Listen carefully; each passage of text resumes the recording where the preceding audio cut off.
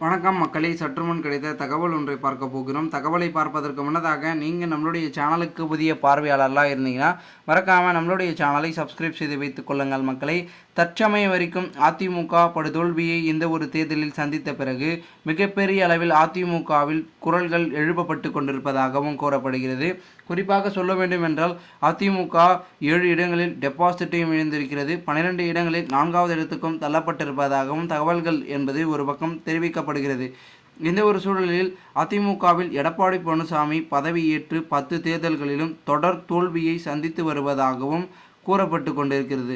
இதனால் அதிமுகவில் தலைமையை மாற்றம் செய்ய வேண்டும் என்று பலரும் குரல்களை எழுப்பி அதற்கான வேலையை செய்ய வேண்டும் என்று கோரிக்கைகளும் வைத்து கொண்டிருக்கிறார்கள்.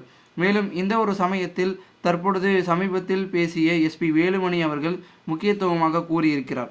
அதாவது என்னவென்றால், அதிமுகவில் பாஜக கூட்டணி அமைத்திருந்தால் 35 இடங்களில் கண்டிப்பாக உறுதியாக வெற்றியை பெற்றிருக்கலாம்.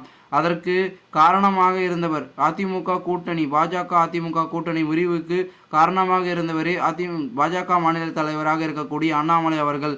கூட்டணி கட்சிகளோடு இருந்தால் அவர்களுடைய பார்த்திங்கன்னா அனுசரணித்து தற்பொழுது அவர்களை அரவணைத்து செல்ல வேண்டும்.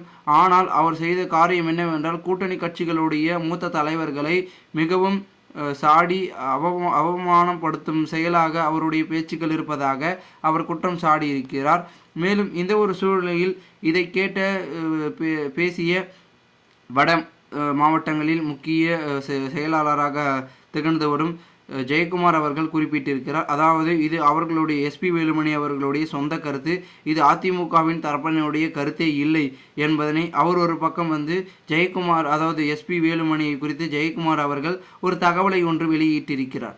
மேலும் தற்சமயம் வரைக்கும் எடப்பாடி பழனிசாமி அவர்கள் ஜெயக்குமாரை ஓரங்கட்டி வைத்திருப்பதாகவும் தகவல்கள் என்பது ஒரு பக்கம் தெரிவாக இருக்கிறது. அதன் காரணமாக தற்பொழுது எப்பொழுதுமே ஜெயக்குமார் தான் அதிமுகவில் நடைபெறக்கூடிய அனைத்து செய்திகளையும், அதிமுகவின் தரப்பில் சொல்லக்கூடிய அனைத்து தகவல்களையும் ஜெயக்குமார் மூலமாகவே சொல்வார்கள். ஆனால் தற்போது சமீப காலமாகவே ஜெயக்குமார் செய்தியாளர்களை சந்திக்கவில்லை என்பது ஒரு யதார்த்தமாக பார்க்கப்படுகிறது. ஏனென்றால் அதிமுகவின் துணைத் தலைவராக, எதிர்க்கட்சி துணைத் தலைவராக இருக்கக்கூடிய ஆர்பி உதயகுமார் ஒரு பக்கம் சொல்கிறார். அதன் பிறகு KP முனுசாமி அவரும் செய்திகளை வெளியிட்டிருக்கிறார். அவர் என்ன கூறுகிறார் என்றால், OPS அழைப்பையெல்லாம் எங்களால் ஏற்க முடியாது, நிராகரிக்கிறோம் என்று அவர் ஒரு பக்கம் சொல்லிக் கொண்டிருக்கிறார். இதன் மூலமாகவே தெரிகிறது அதிமுகவில் எடப்பாடிக்கும் ஜெயக்குமாருக்கும் மோதல்கள் இருக்கிறது. காரணம் என்னவென்றால், அதிமுகவில் மாவட்ட செயலாளர்கள் கூட்டத்தில் எடப்பாடிக்கு எதிராக குரலை எழுப்பியது ஜெயக்குமாரே ஆவார். அவர் பல விதமான விஷயங்களை இதை செய்ய வேண்டாம் என்று குரலை எழுப்பியதன் காரணமாக தற்போது அதிமுகவிலிருந்து ஓரங்கட்டி வைத்திருப்பதாகவும் தகவல்கள் என்பது ஒரு பக்கம் தெரிவிக்கப்பட்டிருக்கிறது. இந்த ஒரு சூழ்நிலையில் இதே லிஸ்டில் CV சண்முகம் அவர்களும் வருகிறார் என்றே கூறப்படுகிறது. இவர்களெல்லாம் ஓரங்கட்டி வைப்பதன் காரணமாக இவர்களுடைய முடிவு என்னவாக இருக்கிறது என்றால், OPSஐ இணைக்க தயாராக இருப்பதாகவும் தகவல்கள் என்பது ஒரு பக்கம் வெளியாகி கொண்டிருக்கிறது.